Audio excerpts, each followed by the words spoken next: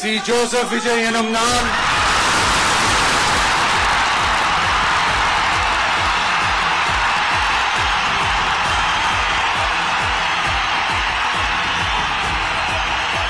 சட்டப்படி அமைக்கப்பெற்ற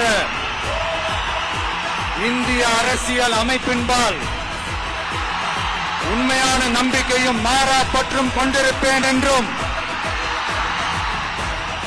இந்திய நாட்டின் ஒப்பில்லாத முழு முதல் ஆட்சியையும் ஒருமையையும் நிலை நிறுத்துவேன் என்றும் தமிழ்நாட்டு அரசின் முதலமைச்சராக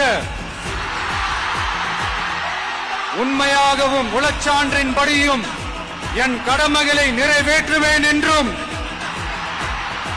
அரசியல் அமைப்பிற்கும் சட்டத்திற்கும் இணங்க அச்சமும் ஒருதலை சார்பும் இன்றி விருப்பு வெறுப்பை விலக்கி பலதரப்பட்ட மக்கள் அனைவருக்கும் நேர்மையானதை செய்வேன் என்றும் ஆண்டவன் மீது ஆணையிட்டு உறுதிமொழிகிறேன்.